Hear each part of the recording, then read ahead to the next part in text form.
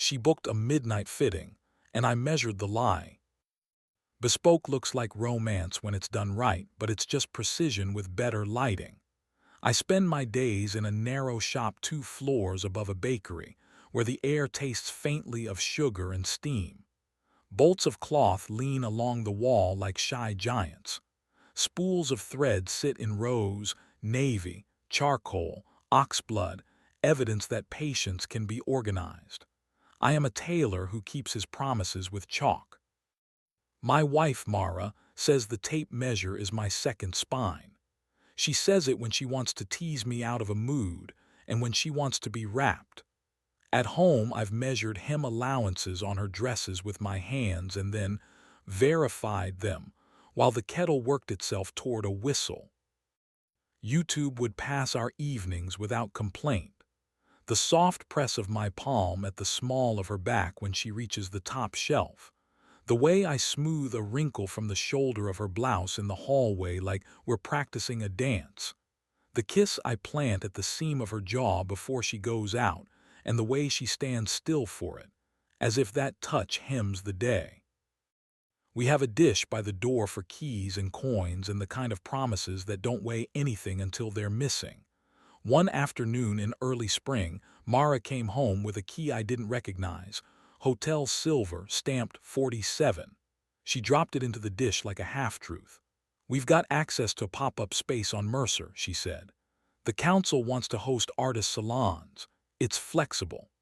The word tasted like wet cardboard in my mouth, and I swallowed without comment. She works in events and arts funding. She can make a donor feel like a benefactor with a seating chart and a good caterer. She began wearing lipstick with a name you could sue, after hours, and a perfume with clean musk and pear that wasn't one of mine. I don't build fragrances, but I know what clings to silk when it's been somewhere it wants to remember. When she asked if I could open the shop for a private fitting at 11 p.m., she made it a favor, not a request. "The client keeps odd hours," she said, biting her lower lip until it blushed darker than her lipstick. "He's important for the gala." "Your gala," I said. "Our city," she corrected, soft as a pin sliding through paper. The name on the appointment ledger was J. Gray. The handwriting on the note beneath it was Mara's, "Please be kind," written with a pen that had bled a little, as if it had second thoughts. Night makes the shop honest. The machinery rests. The mannequins look like theories. I left the front light off and put a lamp on the cutting table, so the wool glowed and everything else became suggestion. At 11 on the dot, the bell over the door made the noise a small animal makes when it's learning to be brave. Mara entered first, hair up, throat bare. Behind her came a man whose face I'd seen on a bus shelter holding a bottle of wine and a grin calibrated for sidewalks, Jonas Gray. The chef philanthropists like to photograph because he's easier to flatter than a sculpture. He shook my hand with the confidence of a person who believes hands have jobs. "You're the legend," he said, in a voice that had bored perfectly into microphones. "She's been telling me about your hands for years." "She exaggerates," I said. "Stand on the platform." Mara slipped onto the stool near the mirror without asking, as if she needed an alibi and thought furniture might offer one. The new perfume moved when she did, pear and something that wanted to be cedar when it grew up. "Three-piece," I asked Jonas. "Make me honest," he said, and smiled at Mara's reflection. I looped the tape around his chest. 98. "Breathe normally," I said. He complied like a man who has trained his breathing for the camera. I drew chalk at his shoulder seam and asked him to roll forward and back so I could see where his body wanted to live. I bent to mark trouser break and the hem of Mara's dress brushed my thumb. She didn't move away. The muscle in her thigh tightened and released once, a Morse code I couldn't read. "Tilt your chin," I told Jonas and watched him search for his best angle. "Look here," I said, and set my finger at the notch where a lapel would turn, a place men like to imagine is armor. He looked there. He looked like every client looks when he mistakes attention for affection. Mara's phone buzzed on the stool. She turned it face down. The key in our dish back home made a sound only I could hear. "You're quiet," she said to me, a gentle accusation. "I count," I said. "It's soothing." We didn't do anything a censor would mind. I measured. He spoke about charities. She agreed.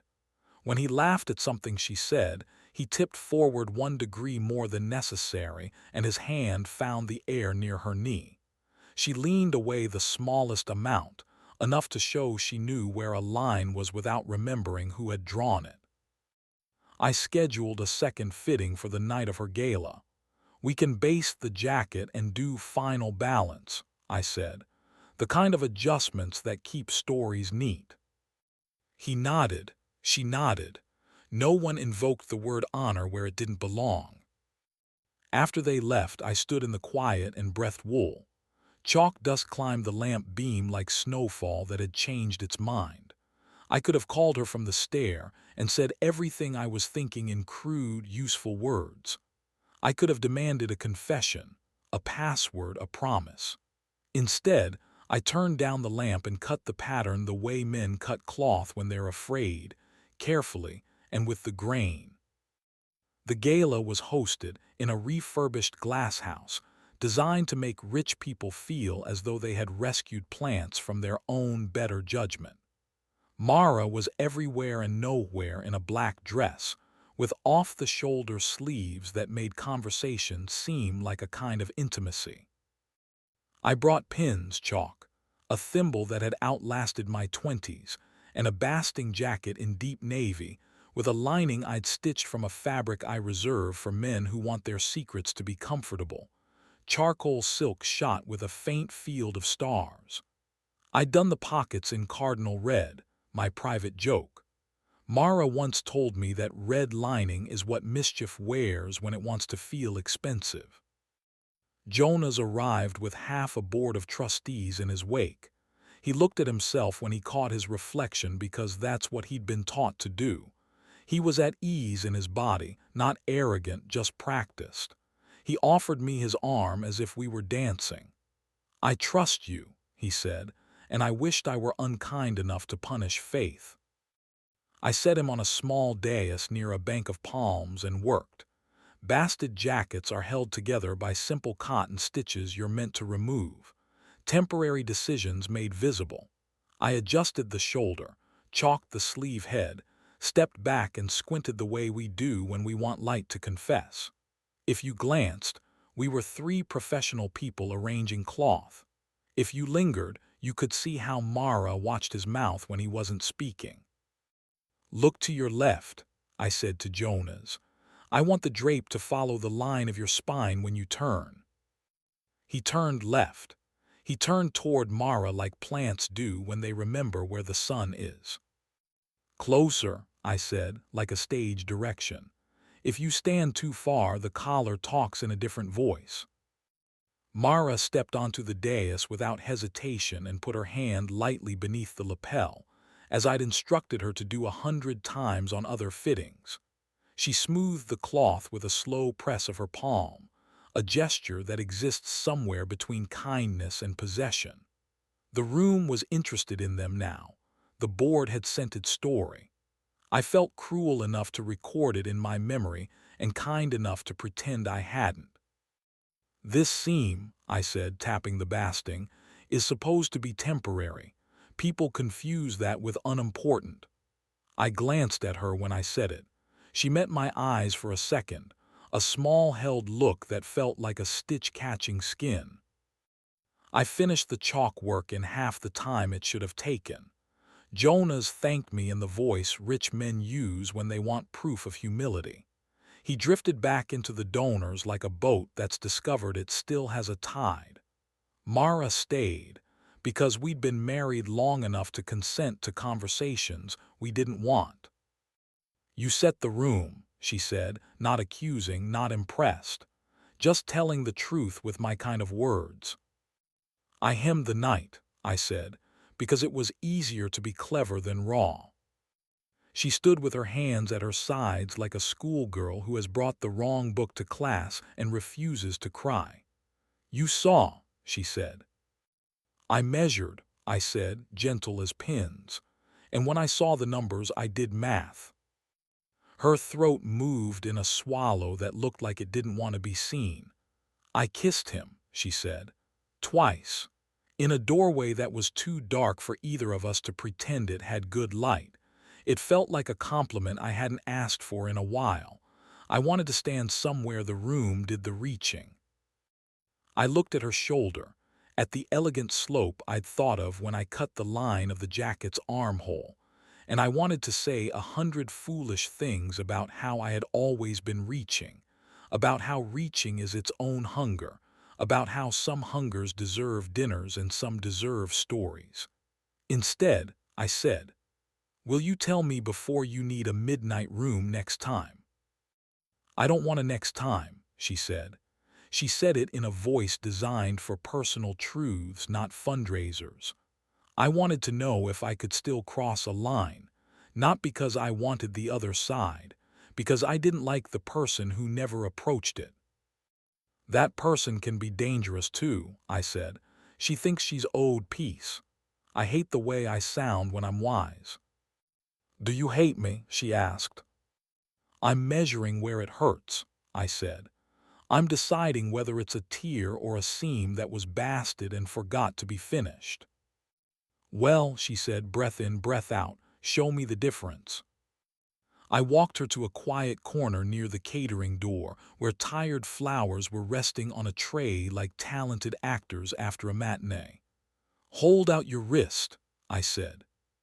She did. Her pulse showed off beneath a thin bracelet. I took her bare hand in mine, no gloves, no pins, and wrapped the tape around her wrist, snug but not cruel. This is a measurement everyone thinks they know, I said. They guess. They say, oh, you're tiny or you're delicate. They're usually wrong by a centimeter. What's my number? She asked, stealing a quick smile from the mouth of fear. I told her. I told her the numbers I remembered from the first dress I ever altered for her, the slope of her back, the distance from the base of her neck to the top of the shoulder blade, the way her posture had changed in the years that had been unkind, and the ways we had been kind back. I told her waist when she laughed, and when she held tension between her ribs like a secret.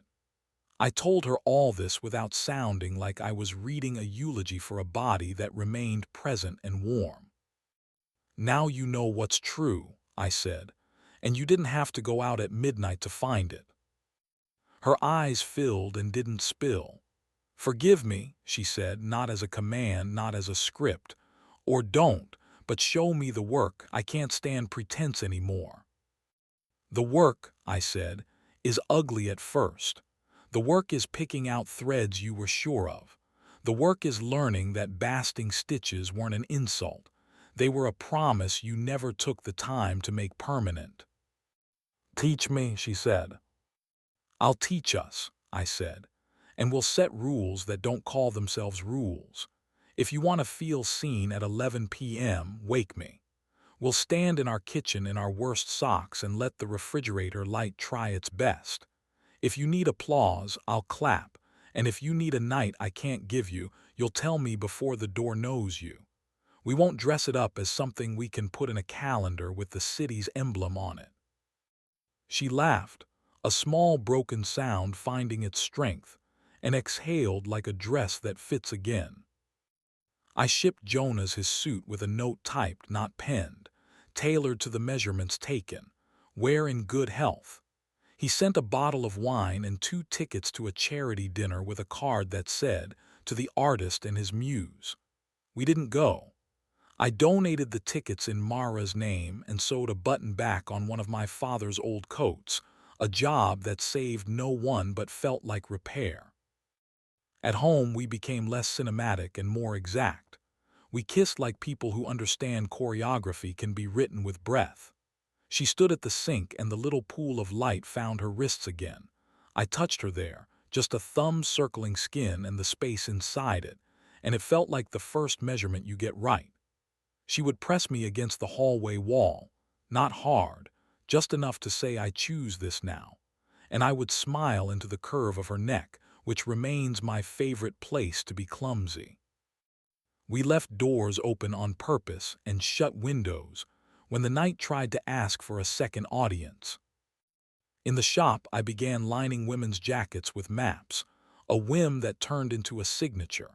When Mara brought me her blazer for the next committee meeting, I stitched a map of our neighborhood into the silk. The bakery, the thrift store where she bought the red scarf I pretends is mine, the corner where we once disagreed loudly about a couch and then agreed quietly about everything else. I told her to check the inner pocket when she needed a landmark. I tucked a card inside. Temporary stitches matter. Finish the ones worth keeping. Sometimes she still drops a key into the dish and it rings like an unfamiliar bell. When that happens, she picks it up, laughs at herself, and tells me whose it is and why. And I put the kettle on and tell her she looks like a woman the room would stand for, and we stand for each other first. Most nights we measure our words and let silence do its tailoring. Some Saturdays, I fit her in a dress I'm altering for a client, just to practice intimacy that wouldn't get flagged. A fingertip at the spine to check the zipper lies flat, my knuckles smoothing the line of cloth above her heart, our mouths finding each other in the mirror like we're staging a scene that doesn't require a permit. If you ask me what I learned, I will say this. People think betrayal is a rip you can fix with a clever stitch. Sometimes it's that. More often it's chalk, a bright, stubborn line that tells you where you intended to cut. You can ignore it. You can pretend the fabric didn't move. Or you can admit you're human and pick up the chalk again with a steadier hand. Mara comes by the shop most evenings now before the bakery sells the last baguette. She sits on the stool by the mirror and watches me tilt the lamp toward or away from the cloth, the way you tilt yourself toward or away from apology. She asks me questions she never had time for before about darts and spindle arms and set-in sleeves. I answer the way I wish I'd answered everything from the start, plainly, with my hands visible and my voice sure enough to be soft. And when she's about to leave, when the bell over the door is practicing courage, she'll lean back on the counter and say, "Measure me," without specifying where. I loop the tape, not always around her body, sometimes around her laughter which has expanded, sometimes around the quiet we make under a lamp when the street forgets to be loud. Those numbers don't fit in any ledger. They live in the pocket I line with red silk, near the heart, where temporary stitches hold until we decide what we're ready to keep forever.